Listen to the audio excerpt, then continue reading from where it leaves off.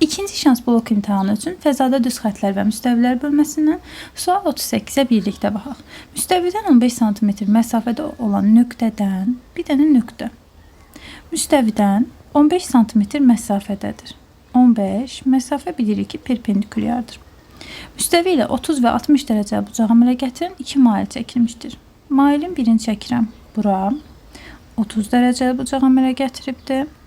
Mailin digərində çəkirəm bura, bu da 60 dərəcə bucağı əmələ gətiribdir. Daha sonra maillərin proyeksiyalarının qarşılıqlı perpendikulyardır. Baxın, onda bura perpendikulyar işarəsi qoyuram. Maillərin oturacaqları arasındakı məsafəni istəyir. Oturacaqlarımız baxın, bu nöqtədədir. Oturacaqlar arasındakı məsafə budur. Əvvəlcə bu üç bucağı nəzər yetiririk. Bu üç bucaqda 30 dərəcə bucağın qarşısındakı katet 15 olduğu üçün bilirik ki, bura 60 dərəcədir. 60-ın qarşısı bu katetimiz olacaq 15 kök altında 3.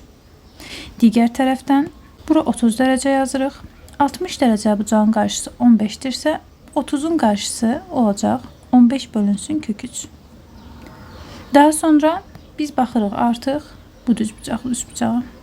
Yazırıq ki, 15 kök 3-ün bura bir x yazıram. Pifagor teoreminə əsasən kvadratı üstəgəl 15 bölünsün kök 3-ün kvadratı bərabərdir x kvadratına.